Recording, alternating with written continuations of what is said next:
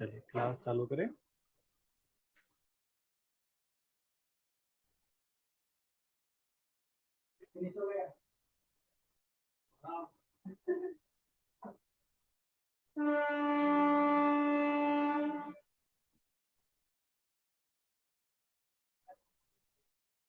चलो, तो आज नोमेनक्लेचर चालू करना था आज से। तो आज से हमारा नोमेनक्लेचर चालू होगा। कल क्लास हो नहीं पाई थी। चलिए, तो देखिए क्या है नोमेनक्लेचर की आवश्यकता क्यों क्यों पड़ी। तो देखो ऐसे समझो, जैसे ये एक मॉलिक्यूल्स है। आपने इसके बारे में पहले ही पढ़ रखा है ना। क्या कहते हैं इसको?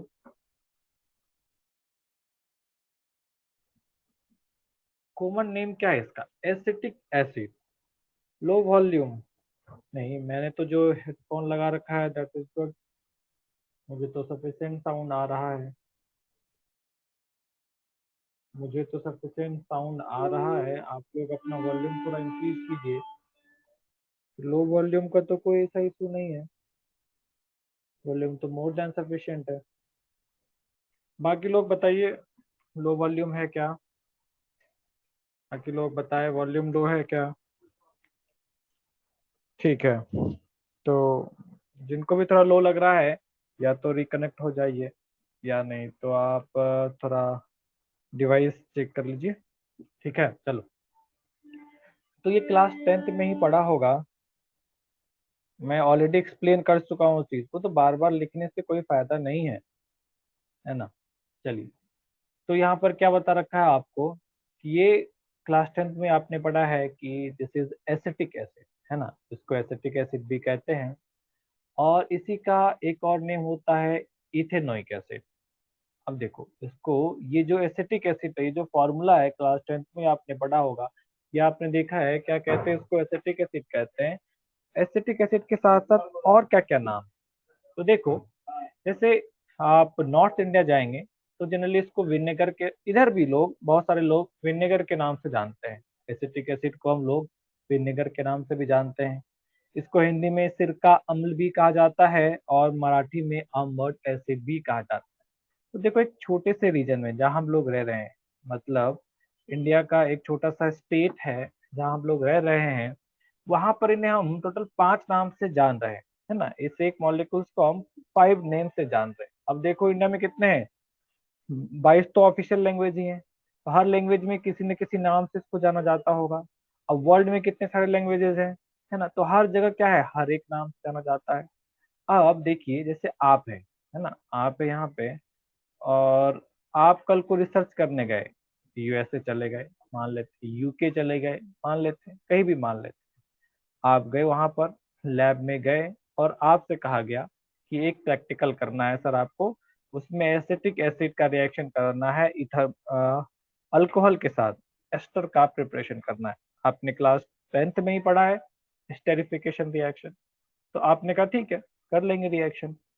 अब आप महाराष्ट्र से गए हैं, आपको क्या पता है इसको हम क्या बोलते हैं? आमबट बोलते हैं, है ना। अब आपने कहा कि चलिए, मुझे रिएक्शन के लिए आपको उन्होंने पहले ही इथेनॉल दे दिया है। इथेनॉल पहले आपको दे दिया है। आपने दूसरा एसिड मांगा उनसे, दूसरा रिएक्टेंट मांगा उनसे, कहा कि भाई मुझे आमबट एसिड दे दो। अब लैब असिस्टेंट जो होता है, वो तो वहाँ का होगा, यूएसए में है तो यूएसए का होगा, यूके में है तो यूके का होगा, तो वो वहाँ का होगा। और उससे आप बोलेंगे कि भाई आमबट एसिड दे दो, बेचारा तो कंफ्यूज हो जाएगा कि क्या होता है आमबट एसिड, समझ में नहीं आएगा उसको। तो आप कहेंगे अच्छा सर ने बताया था कॉमन नेम से भी यूज करते हैं, तो आप बोलेंगे अरे विनेगर दे दो। वो फिर से कंफ्यूज हो जाएगा, अरे ये क्या होता है विनेगर। फिर आप उसको बोलेंगे एसिटिक एसिड, मे भी वो समझ पाए, पर इससे भी ना समझ पाए तो आपको बोलना पड़ेगा इथेनोइक एसिड, है ना। तो अलग अलग नेम से हम जान रहे हैं, अलग अलग रीजन में अलग अलग नेम से जानते हैं। अगर एक जगह हम कहीं पे दूसरे जगह पर स्टडी करने के लिए, रिसर्च करने के लिए जा रहे हैं, तो हम फिर उस कंपाउंड को ढूंढ ही नहीं पाएंगे, तो यूनिफॉर्मिटी नहीं आएगी। या ऐसा भी कह सकते हैं कि तुमने स्टडी किया और इसके ऊपर कोई रिसर्च किया, और आपका रिसर्च आपने पब्लिश किया। तो अब देखो साइंस में क्या होता है, कोई भी एक रिसर्च पब्लिश होता है, पूरे वर्ल्ड में वो फैलता है। न्यूटन्स ने थ्योरी कहाँ पे दी? अपने कंट्री में दी। फिर धीरे धीरे क्या हो गया, पूरे वर्ल्ड में वो फैला है। तो उसी तरीके से आप रिसर्च करेंगे और आप अपना रिसर्च पेपर पब्लिश करेंगे तो पूरा वर्ल्ड पढ़ेगा। अब आप वहां पर आम्बट एसिड लिख रखेंगे, आधी दुनिया तो यही ढूंढने में लग जाए कि ये आम्बट एसिड होता क्या है। तो क्या है, chemistry, not only chemistry, science में यूनिफॉर्मिटी लाने के लिए एक पैटर्न को डेवलप किया गया, जिसके थ्रू हम लोग ऑर्गेनिक कंपाउंड्स का नोमेनक्लेचर करते हैं। तो ऑर्गेनिक कंपाउंड्स के लिए, ऑर्गेनिक कंपाउंड्स में उसके स्टडी के लिए, उनके रिसर्च के लिए, यूनिफॉर्मिटी डेवलप करने के लिए एक पैटर्न डेवलप किया गया है, जिसके थ्रू हम हर एक ऑर्गेनिक कंपाउंड का नोमेनक्लेचर करते हैं। पैटर्न हमारा कुछ ऐसा है कि ये कहता है कि एक कंपाउंड का कोई एक ही नेम पॉसिबल है, मतलब एक यूनिक आईडी। जैसे तुम्हें आधार कार्ड बनना है ना, अभी इंडिया में आधार कार्ड मिल रहा है, तो आधार कार्ड क्या है, यूनिक आईडी है आपका। आपका आधार नंबर किसी और के आधार नंबर से सेम नहीं हो सकता। उसी तरीके से आईयूपीएसी नोमेनक्लेचर के आधार पे दिया गया नेम, किसी भी दो मॉलिक्यूल्स का सेम नेम कभी नहीं हो सकता। अगर सेम नेम दे रखा है, इसका मतलब है दोनों सेम ही मॉलिक्यूल्स हैं। बताओ, यहाँ तक की बातें क्लियर है? बताइए, यहाँ तक की बातें क्लियर है? चलिए फटाफट इसको छाप लीजिए।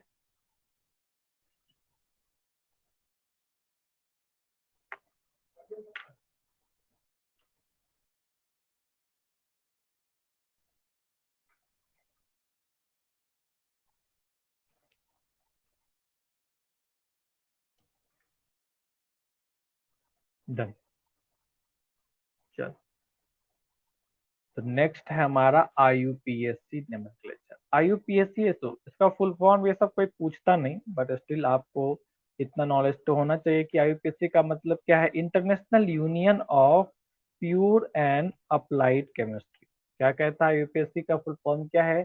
International union of pure and applied chemistry. फटाफट नोट कीजिए इसको, जल्दी से नोट कीजिए, फिर आगे बढ़े।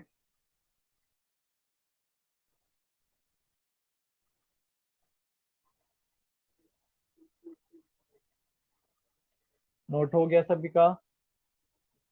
नोट हो गए सभी लोगों के?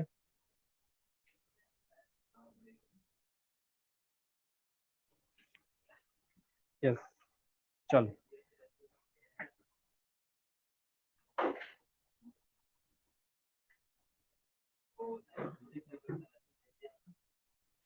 हम्म।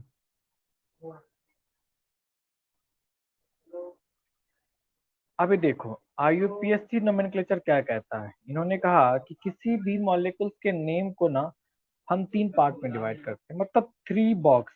आपको याद होगा कि आप इंडिया में सेंट्रल गवर्नमेंट का या इवन की स्टेट गवर्नमेंट का भी, किसी का भी कोई सा भी फॉर्म भरिए, तो आपको तीन बॉक्स मिलते हैं नेम लिखने के लिए।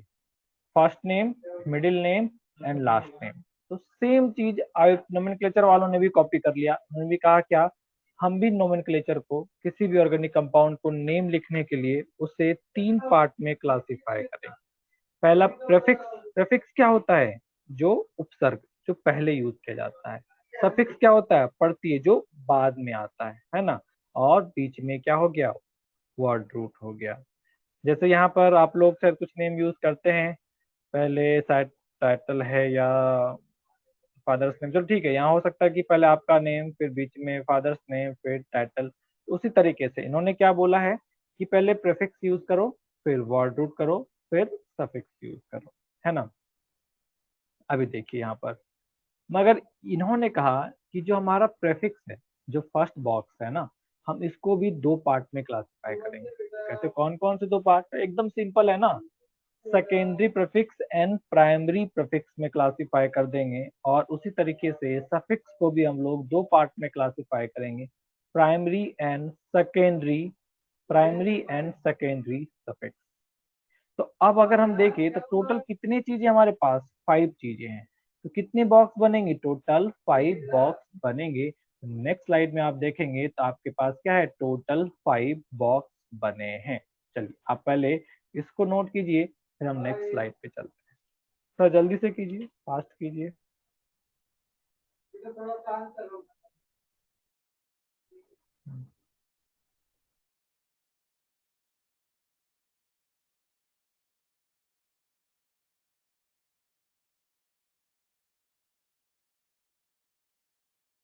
चलो नेक्स्ट पे आते हैं। तो 5 बॉक्स में किस किस को रखा? Secondary prefix, then primary prefix, then word root, then primary suffix, then secondary suffix. तो कहते हैं कि ये सेकेंडरी प्रीफिक्स में क्या आता है सर, क्या रखोगे इसमें? तो ये कहता है कि सेकेंडरी प्रीफिक्स में हम लोग सब्स्टिट्यूशन को रखेंगे, सब्स्टिट्यूशन को रखेंगे। तो व्हाट इज सब्स्टिट्यूशन? देखो सब्स्टिट्यूशन क्या है अभी हम पढ़ेंगे, आगे चलेंगे तो अभी आप नोट कर लीजिए, है ना। आगे हम पढ़ेंगे सब्स्टिट्यूशन क्या होता है, फंक्शनल ग्रुप क्या होता है, सबके बारे में पढ़ेंगे, इन डिटेल स्टडी करेंगे। और अभी आप बस इसको लिख लीजिएगा, ये क्या कहता है, सब्स्टिट्यूशन के बारे में बताता है। दूसरा आ गया हमारा प्रीफिक्स, प्राइमरी प्रीफिक्स, ये क्या कहता है, ये साइक्लिक एंड असाइक्लिक नेचर के बारे में बताता है कि मॉलिक्यूल साइक्लिक है या नहीं है, उसको बताता है। वहीं पर थर्ड आइए आपके पास वर्ड रूट है। वर्ड रूट क्या कहता है, number of carbon present in principle chain. PC का मतलब है यहाँ पर प्रिंसिपल चेन।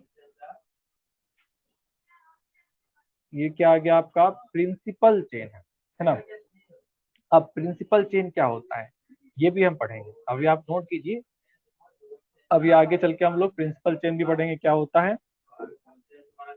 उसके बाद है प्राइमरी सफिक्स। प्राइमरी सफिक्स क्या कहता है, ये हमें नेचर ऑफ बॉन्ड्स के बारे में बताता है कि बॉन्ड्स का नेचर क्या है, मतलब सिंगल बॉन्ड है, डबल बॉन्ड है, ट्रिपल बॉन्ड है, उसके बारे में बताता है। और लास्ट है हमारा सेकेंडरी सफिक्स, ये हमें फंक्शनल ग्रुप के बारे में बताता है, कौन कौन से फंक्शनल ग्रुप हैं। देखो फंक्शनल ग्रुप को बेसिकली दो पार्ट में हम क्लासिफाई करते हैं, तो एक होता है हमारा सब्स्टिट्यूशन और एक होता है हमारा प्रिंसिपल फंक्शनल ग्रुप। हम आगे देखेंगे किसको सब्स्टिट्यूशन के कैटेगरी में रखा गया है और किसको प्रिंसिपल फंक्शनल ग्रुप के कैटेगरी में रखा गया है। चलिए फटाफट नोट कीजिए इसको।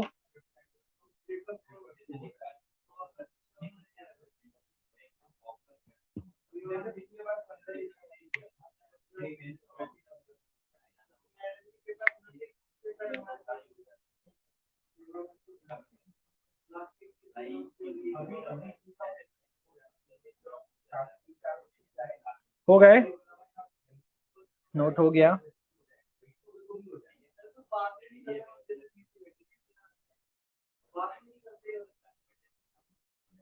चलिए अब नेक्स्ट आते हैं, आप देखो कि वर्ड रूट क्या होता है। वर्ड रूट हो गया number of carbon atom present in principle chain of a molecule. देखो प्रिंसिपल चेन क्या होते हैं, तो अभी हम थोड़ा सा एक एग्जाम्पल बस देखेंगे प्रिंसिपल चेन के बारे में क्या कहते हैं। जब मॉलिक्यूल्स के अंदर more than one chain available, क्या है इसे देखोगे, 1 2 3 4 5 6 6 कार्बन है, आप इसको सीधा हेक्सेन कह सकते हैं। जिनको नहीं समझ में आएगा ये, वो घबराएंगे नहीं, आगे हम पढ़ेंगे इस चीज को। अभी देखो यहाँ पर आएंगे, यहाँ भी 6 कार्बन है मगर इसको हम हेक्सेन नहीं कहते।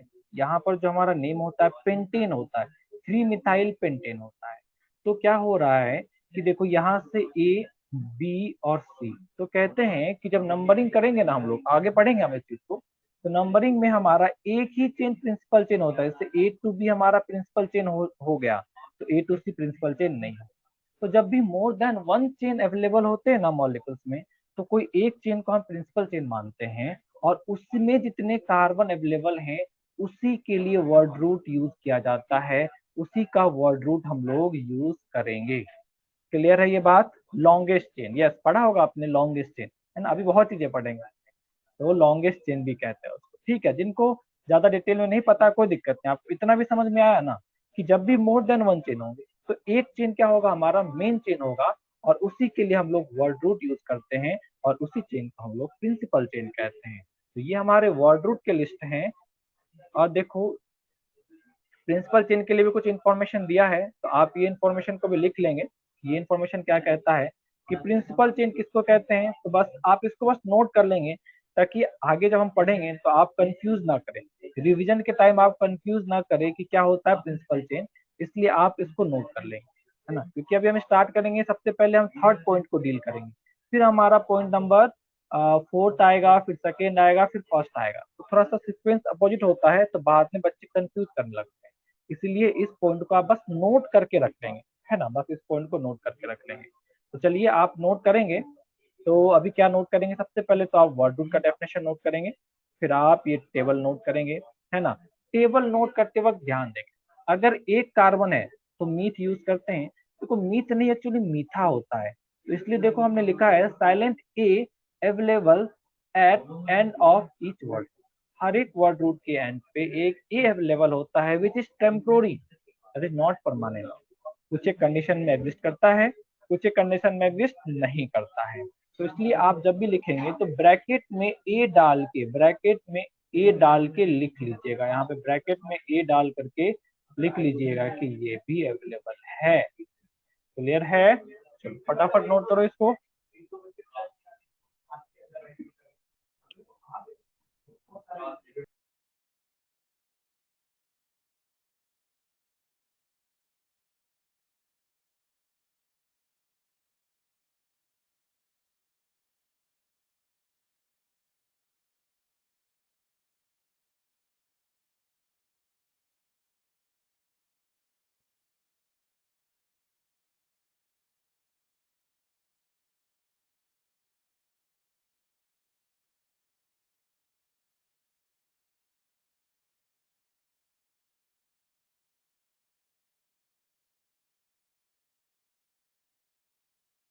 हाँ वो वोवेल पे बेस्ड होता है, वो देखेंगे हम लोग जब नेम लिखना सीखेंगे ना हम, उस टाइम देखेंगे। अभी तो हम देख रहे हैं कि क्या क्या कंपोनेंट है और उन सारे कंपोनेंट को आपको लर्न करने हैं। तो अभी इसलिए साथ साथ लिखिए, हम देखेंगे वहां पे कब कहाँ पर क्या यूज होता है वो देखेंगे।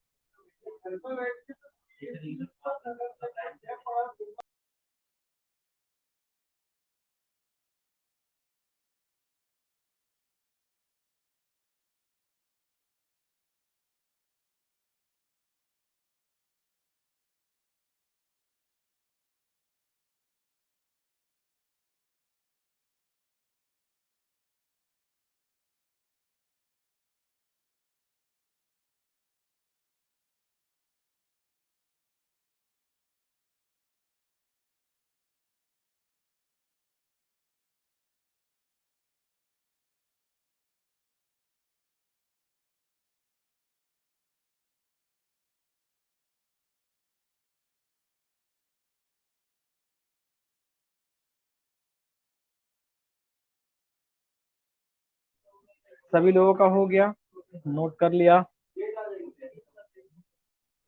चलो नेक्स्ट पे चलते हैं, यहाँ तक हो गए, ये नोट कर लिया। एक सेकेंड, नया फोर्थ बैच।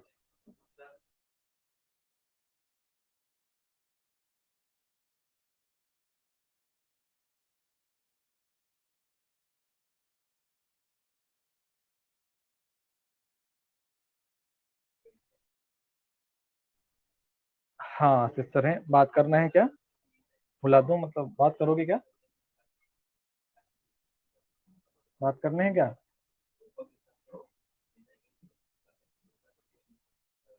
अच्छा, नहीं नहीं बात करने तो कोई दिक्कत नहीं है, मैं सर को बुला देता हूँ, आप बात कर सकते हैं, कोई दिक्कत नहीं है।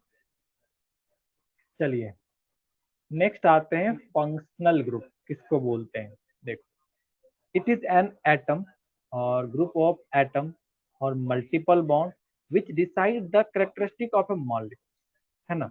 It's called functional group. देखो फंक्शनल ग्रुप के लिए एफ जी यूज कर रहे हैं हम लोग, फंक्शनल ग्रुप के लिए क्या यूज कर रहे हैं हम लोग, एफ जी यूज कर रहे हैं। तो फंक्शनल ग्रुप क्या बोला, नॉट ओनली एन एटम, कुछ कंडीशन में सिर्फ एक एटम भी को क्या कह सकते हैं, फंक्शनल ग्रुप कह सकते हैं, है ना। मल्टीपल बॉन्ड, जो मल्टीपल बॉन्ड है, डबल बॉन्ड ट्रिपल बॉन्ड, उसको भी हम लोग क्या बोलते हैं, फंक्शनल ग्रुप ही बोलते हैं। और साथ साथ ग्रुप ऑफ एटम जो होंगे उसको भी, जैसे एक एटम बोले फ्लोरीन, ये भी हमारा एक फंक्शनल ग्रुप है, फ्लोरीन ये भी एक फंक्शनल ग्रुप है। यहीं पर ओ एच ये भी फंक्शनल ग्रुप है, यहीं पर NO2 ये भी फंक्शनल ग्रुप है, यहाँ पर सी डबल बॉन्ड OH ये भी फंक्शनल ग्रुप है। तो ये सभी साथ साथ डबल बॉन्ड ट्रिपल बॉन्ड ये सारे के सारे क्या है, फंक्शनल ग्रुप के कैटेगरी में ही आते हैं। मगर ये दोनों थोड़ा सा यूनिक है, थोड़ा सा डिफरेंट है, इसको फंक्शनल ग्रुप से अलग कैटेगरी में हम लोग पढ़ते हैं कि नोमेनक्लेचर वालों ने इनके लिए एक अलग ही बॉक्स में इनको रखा है, इनके लिए एक सेपरेट बॉक्स ही बना रखा है ना, इसलिए ये थोड़ा सा अलग हो जाते हैं। तो फंक्शनल ग्रुप को देखो, हमने फंक्शनल ग्रुप को दो पार्ट में डिवाइड कर रखा है, मतलब हमने नहीं, आईयूपीएससी वालों ने डिवाइड कर रखा है, केमिस्ट्री वालों ने डिवाइड कर रखा है। तो कहते हैं दो पार्ट में डिवाइड किया, एक सब्स्टिट्यूशन होता है और एक प्रिंसिपल फंक्शनल ग्रुप होते हैं, है ना। अब देखो ऐसा नहीं है कि इम्पोर्टेंस ज्यादा है, यूजेस ज्यादा है, इसलिए उन्होंने अपनी कन्वीनियंस के अनुसार डिसाइड कर लिया ताकि आसान पड़े, जहां पर नोमेनक्लेचर हमारे लिए आसान पड़े, क्योंकि ये रिसर्च नहीं है, ये रिसर्च नहीं है, ये इन्होंने ऑब्जर्वेशन पे स्टडी करके नहीं बनाया, बल्कि इन्होंने डेवलप किया है, एक सिस्टम को डेवलप किया है, तो जो सुटेबल लगा, जो आसान मेथड लगा, उसको डेवलप किया गया है।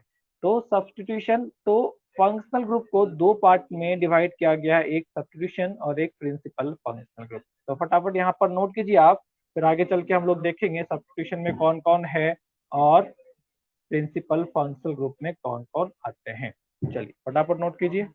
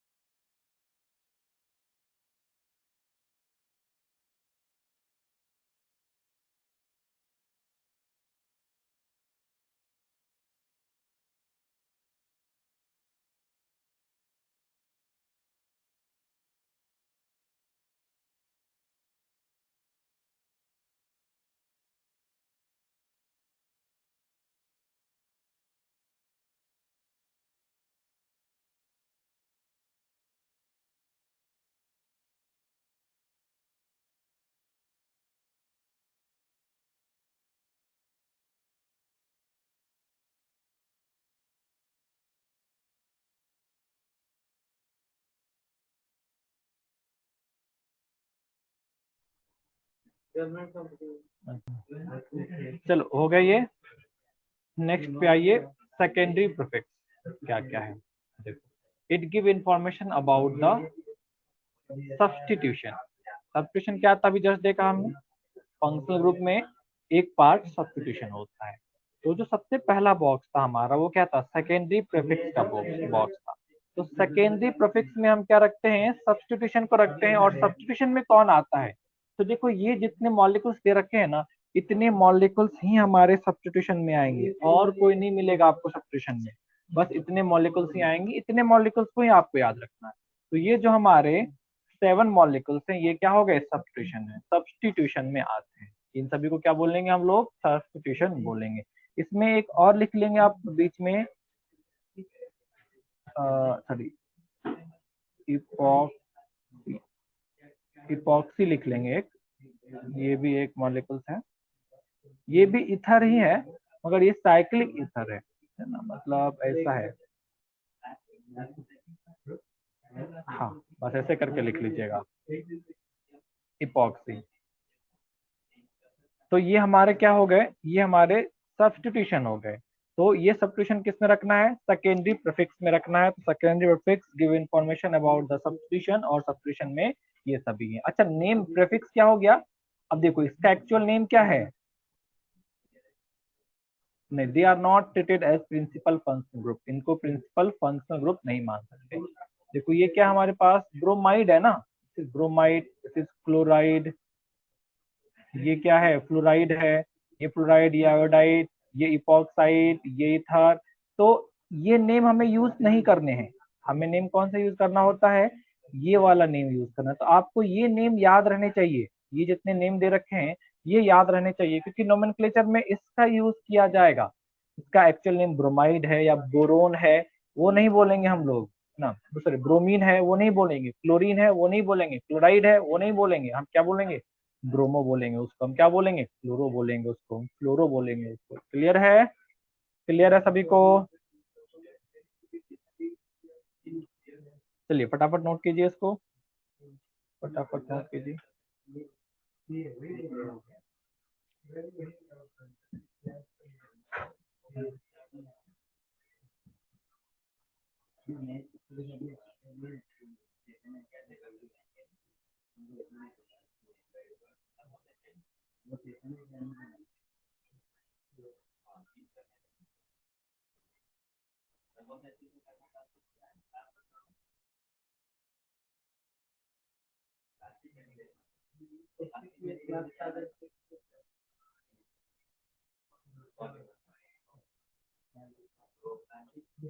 डन डन डन हो गए।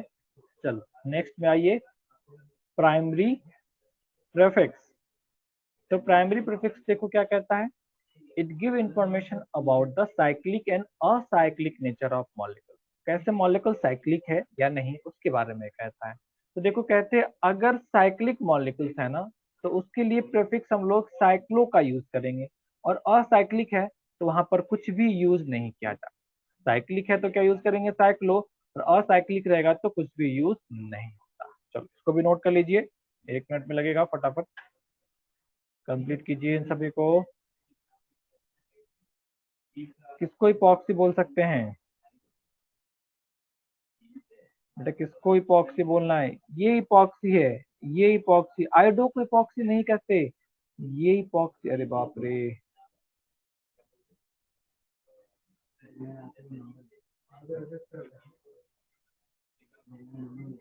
This is epoxy, this is epoxy. Ether देखो क्या होता है, जैसे यहाँ पर R dash O and R लिया, या मैं ऐसे लिखूं CH3 CH2 O एन, यहाँ पर CH2, यहाँ पर CH3 लिख दिए, तो ये हमारा क्या हो गया, इथर हो गया, इथर हो गया। उसी को क्या बोलते हैं हम लोग, अल्कोक्सी यूज करते हैं। वहीं पर आप ऐसे कह सकते हैं CH3 CH, यहाँ पर CH, यहाँ पर CH3, यहाँ पर O, यहाँ पर O। अब ये साइक्लिक इथर हो गया ना, तो इस साइक्लिक इथर को हम लोग इपॉक्साइड कहते हैं, इपॉक्साइड कहते हैं, और उसके लिए इपॉक्सी यूज करते हैं। क्लियर है, क्लियर है।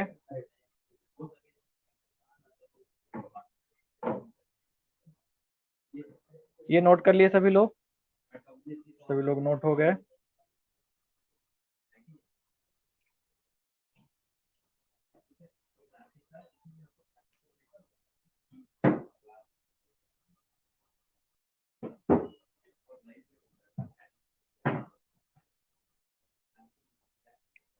चलो नेक्स्ट पे आते हैं।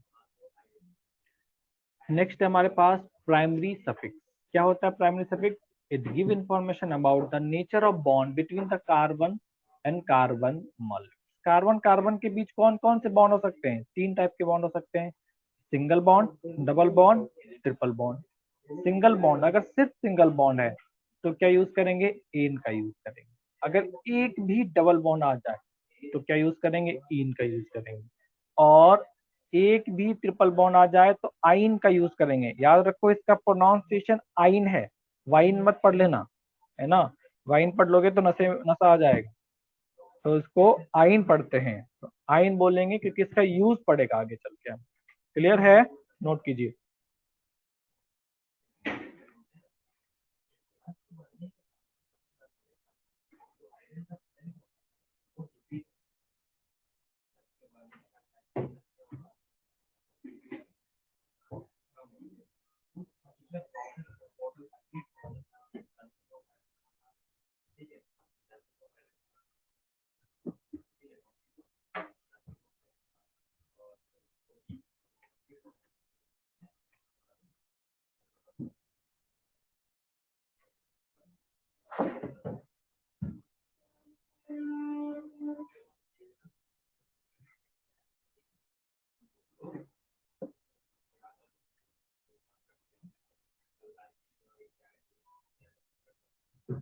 नोटेड हो गए, सभी का हो गया।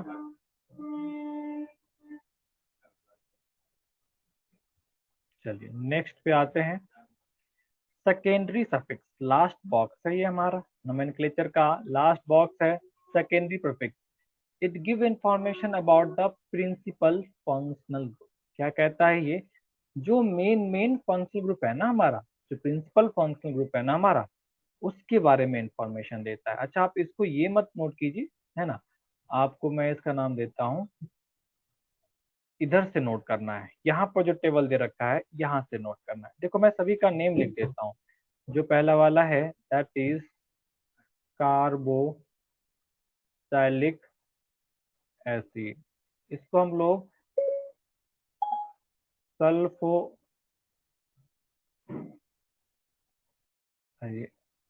सल्फोनिक एसिड बोलते हैं। इसको हम लोग एसिड एनहाइड्राइड कहेंगे, एसिड एनहाइड्राइड। इसको हम लोग एस्टर बोलेंगे, इसको हम लोग एसिड हलाइड, HAL हलाइड बोलेंगे। इसको हम लोग अमाइड कहते हैं। इसको हम लोग साइनाइड कहते हैं। इसको हम लोग आइसोसाइनाइड कहते हैं, आइसोसाइनाइड। और ये वाला हो गया आपके पास अल्डेहाइड। ये हो गया आपके पास कीटोन।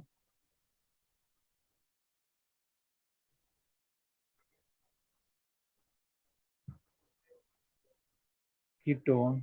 ये हो गया आपके पास अल्कोहल। ये हो गया आपके पास थायो अल्कोहल। और ये हो गया आपके पास अमाइन। फंक्शनल ग्रुप, और आपने जो लिखा है वही लिखना है। हाँ, ये जो लिस्ट यहाँ पर दे रखा है ना, इनको लिखना है। इसके लिए प्रेफिक्स का यूज करेंगे, मतलब जब ये सब्स्टिट्यूशन के तौर पर यूज होंगे तो उसके लिए प्रेफिक्स का यूज किया जाएगा, उसके लिए सफिक्स का यूज किया जाएगा। सफिक्स क्या बोला, लास्ट में यूज किया जाता है। प्रेफिक्स क्या होता है, वर्ड रूट से पहले यूज किया जाता है। तो ये तो इसका जनरल नेम है, जिस नेम से दुनिया जानती है इसको, और ये वो नेम है जिससे आईयूपीएससी नोमेनक्लेचर इसको जानता है। समझ गए। तो नोमेनक्लेचर में अगर ये सफिक्स के तौर पे यूज किया है तो हम इसके लिए ओइक एसिड यूज करेंगे, और अगर प्रीफिक्स के तौर पर यूज हुआ है तो कार्बोक्सी यूज करेंगे। इसी तरीके से इसके लिए प्रीफिक्स के तौर पर सफिक्स सॉरी सल्फो यूज करेंगे, और सफिक्स के तौर पर सल्फोनिक एसिड यूज करेंगे। बात क्लियर है, बात क्लियर है, बताइए ये क्लियर है सभी को? यस। तो फटाफट इसको नोट करना चालू कीजिए, जल्दी से नोट कीजिए।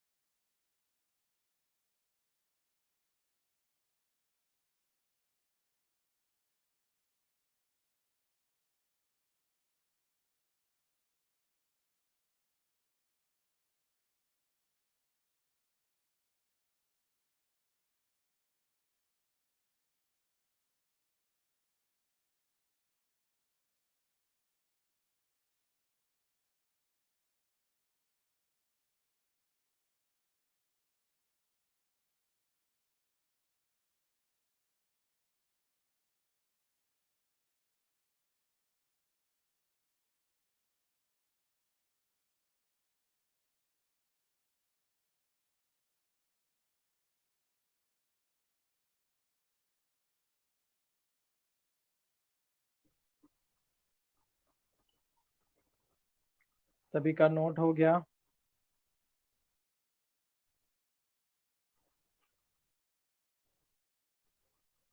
नोट हो गए, आगे बढ़ा जाए।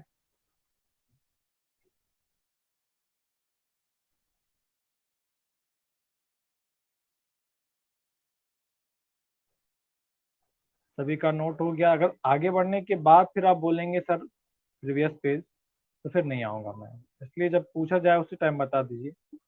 सभी का हो गया है नोट? चलिए नेक्स्ट पे चलते हैं। अब कुछ एक मॉलिक्यूल्स हैं जिसका नाम आपको बताना है। चलो पहले का नाम बताओ क्या है, पहले वाले का नाम बताओ क्या है।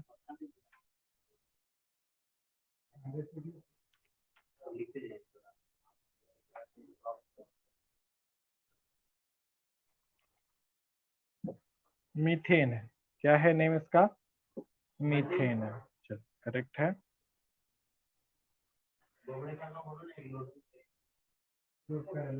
इसको मीथेन बोलेंगे। इसका नाम बताओ सेकेंड वाले का।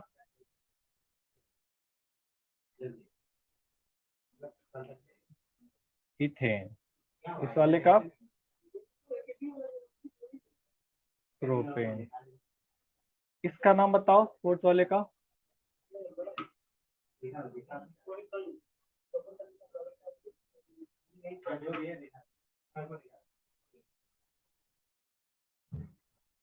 इथीन।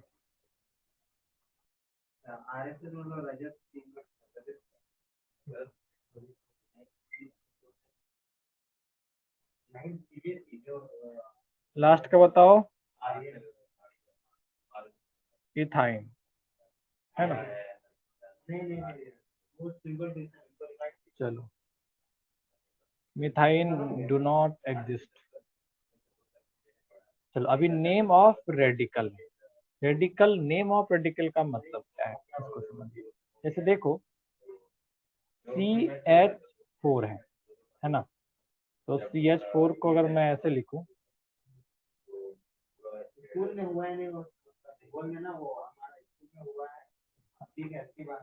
जैसे ये H था ना, तो इसका नाम क्या था? मीथेन था, है ना? तो जैसे मैं इधर लिखता हूँ CH3NH, क्या बोलेंगे इसको हम लोग? मीथेन कहते हैं। क्या कहते हैं इसको हम लोग? मीथेन कहते हैं। अब क्या हो गया कि मैं एक H को यहाँ पर से हटा देता हूँ, है ना?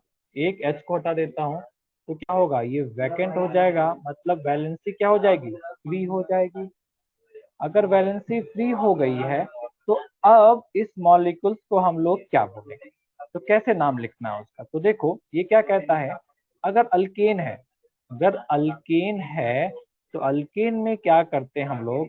लास्ट के ANE को हटा देते हैं और वहां पर YL ऐड कर देते हैं। तो मीथेन में क्या होगा?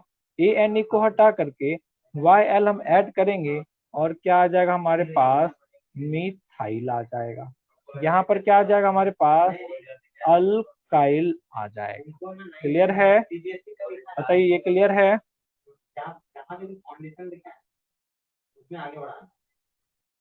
क्लियर है? क्लियर है ये सभी को? क्लियर। चलो सेकेंड का बताओ तो मुझे क्या लिखोगे इसका? रेडिकल का नाम बताओ, इसका नाम क्या आएगा? इसका नाम बताइए, क्या नाम आएगा? इस वाले का नाम बताइए। इथाइल। करेक्ट है, करेक्ट है। इथाइल करेक्ट है। चलिए इथाइल कैसे लिख रहे हैं? तो CH3CH2NH। इसका नेम क्या था? इसका नेम था हमारे पास, अभी जस्ट देखा था, दिस इज इथेन। अब हमने क्या किया? H को रिमूव कर दिया। H को रिमूव कर दिया तो क्या बन गया? CH3CH2 और यहाँ पर H आ गए।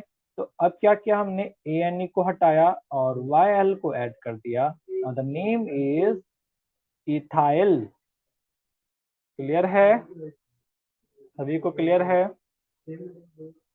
बताओ सभी को क्लियर है अभी?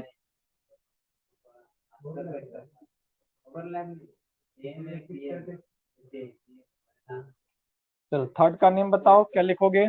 थर्ड वाले का नेम बताओ, क्या लिखोगे? थर्ड वाले का नेम क्या लिखेंगे? प्रोपाइल लिखेंगे, क्योंकि यहाँ पर नेम क्या था? CH3, यहाँ पर CH2, यहाँ पर CH2NH। तो ये क्या हो गए? ये प्रोपेन हो गया। तो क्या कहते हैं? प्रोपेन कहते हैं। अब H को हटाए तो ये क्या हो गया? CH3 CH2 and CH2N valency free, तो ANE को हटा करके YL ऐड कर देंगे तो क्या आ जाएगा, प्रोपाइल आ जाएगा, दैट इज प्रोपाइल। चलो अच्छा, अब इसका नेम बताओ तो क्या लिखोगे? काफी लोग तभी से जल्दी जल्दी आंसर कर रहे हैं, बताओ तो इसका क्या लिखेंगे? Propylene. Propylene is the common name बेटा।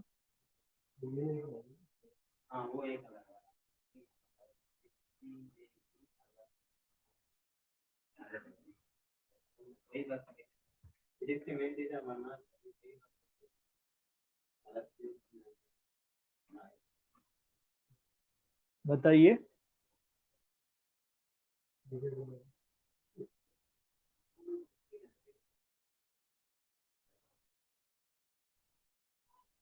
प्रोपलीन? अरे नहीं नहीं, चलो देखो, हम पहले इसका नेम देखते हैं। अगर यहाँ पर H था तो नेम क्या होता है इसके पास, तो मैं थोड़ा अलग से लिख लेता हूँ फिर से। CH2 double bond CH, CH2 and H, name क्या होगा इसका? इसका नेम हो जाएगा प्रोपीन। बताओ होगा नेम या नहीं? इसका नेम प्रोपीन होगा या नहीं? क्या इसको प्रोपीन बोलेंगे, है ना? चलो, तो अभी मैं क्या करता हूँ, CH2 डबल बॉन्ड CH, यहाँ पर CH2 और यहाँ पर वैलेंसी फ्री कर ले। अब मुझे इसका नेम लिखना है। अब बोलेंगे अरे सर सेम काम करो ना, ENE को हटा दो और ENE को हटा करके आप क्या कर दीजिए, प्रोपाइल लिख दीजिए। तो मैं बोलूंगा हाँ भाई कर सकते हैं, कोई दिक्कत नहीं। मगर ये प्रोपाइल और ये प्रोपाइल दोनों तो सेम चीज आ गया, और नोमेनक्लेचर क्या कहता है कि हर एक की एक यूनिक आईडी हो। सेम नेम दो पे अप्लीकेबल कभी नहीं हो सकते। इसका मतलब ये क्या हो गया हमारा, गलत हो गया। तो ये क्या हो गया हमारा, गलत हो गया। तो क्या करेंगे, तो कहते हैं याद रखो कि जब भी प्रोपीन और प्रोपाइन आएगा ना, तो तीनों को रिमूव नहीं करते हैं हम लास्ट वाले को रिमूव करते हैं, सिर्फ ई को रिमूव कर देंगे। और ई को रिमूव करने के बाद YL ऐड कर देंगे तो नेम क्या आ जाएगा, प्रोपीनाइल। क्लियर है सभी को? बताओ क्लियर है सभी को?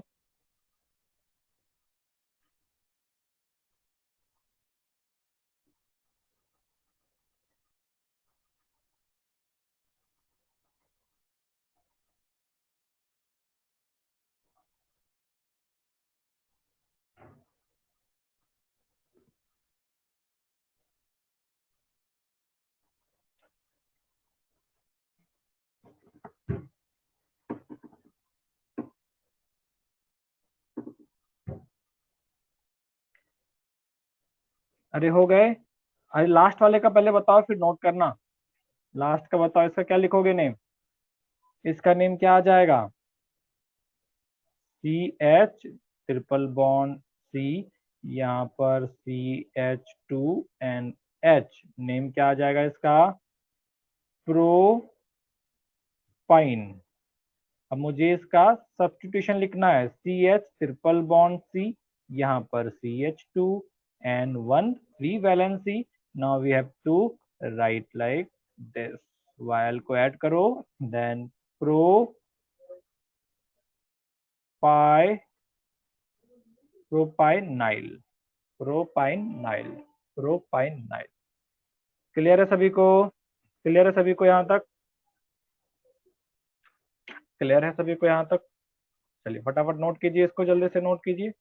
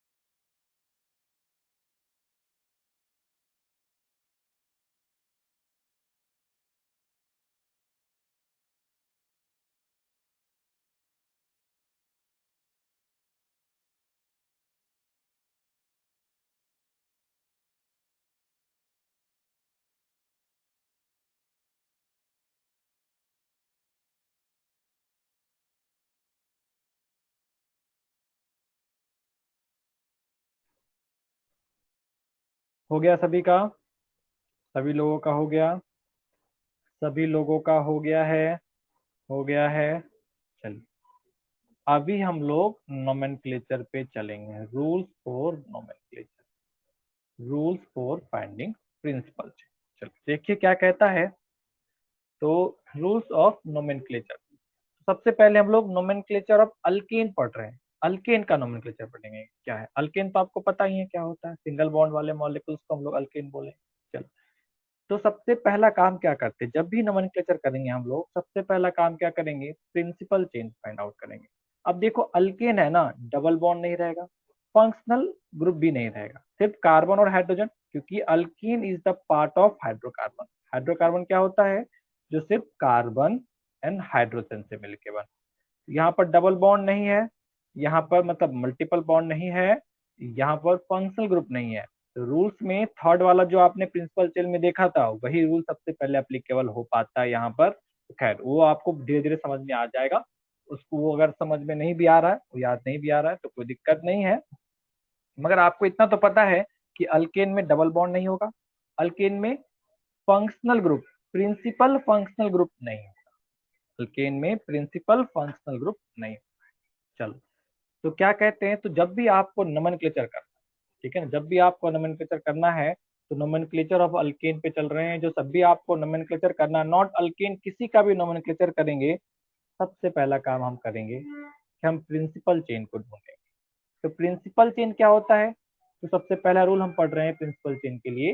The chain contain maximum number of carbon atom और the longest carbon chain available in the molecule is called the principal chain. मतलब अभी हमने आपको बताया था कि जैसे यहाँ पर चेन देखो, और एक चेन ये है, ए है ये बी ही है और ये सी है। तो एक दो तीन चार पाँच छः, ए टू सी में कितने कार्बन है, छः। और ए टू बी में देखेंगे तो कितने कार्बन है, 7 कार्बन है। तो हमसे पूछा जाए कि बताओ प्रिंसिपल चेन कौन सा होगा, तो हम क्या बोलेंगे, A to B is the principal chain. Clear है सभी को? क्लियर है? जो प्रिंसिपल चेन जब भी चूज करना है तो क्या चूज करना है हमें, तो मुझे वो चेन चूज करना है जिसमें सबसे ज्यादा नंबर ऑफ कार्बन एटम रहेगा, उसी को हम लोग क्या बोलेंगे, प्रिंसिपल चेन बोलेंगे। तो इसको नोट कीजिए, और ये कुछ सवाल है, ये सवाल सॉल्व कीजिए। पहले नोट कीजिए, फिर सवाल सॉल्व कीजिए और इसका आंसर कीजिए।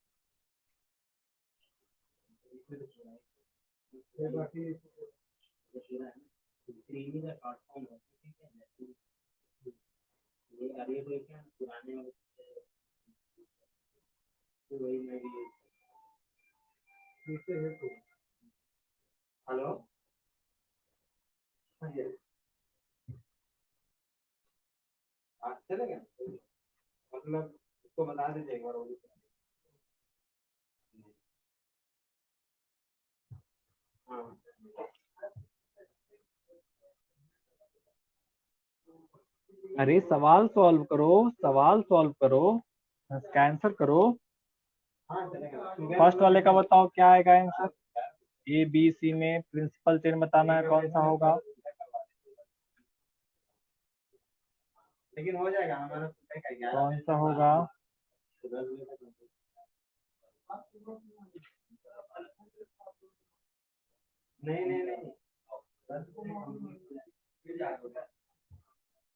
डी सी, अरे मैं फर्स्ट का, अच्छा सॉरी सेकेंड का बता। AC, मतलब इतना कुछ पढ़ाने के बाद भी तुम लोग चौपट हो गए। देखो यहाँ पर A to B में कितने कार्बन है, 1 2 3 4 5 6 7 8। A to B में 8 कार्बन है। A to C में कितने कार्बन है, 1 2 3 4 5 6 7 8, 8 कार्बन है। और B to C चेक करो, 5 मिनट, 1 2 3 4 5 6 7 8 9, कितने कार्बन है, 9 कार्बन है। तो प्रिंसिपल चेन कौन सा होगा, B to C हो जाएगा ना। प्रिंसिपल चेन कौन सा होगा, B to C हो जाएगा। चलिए क्वेश्चन नंबर सेकेंड का बताइए, क्वेश्चन नंबर सेकेंड का बताइए।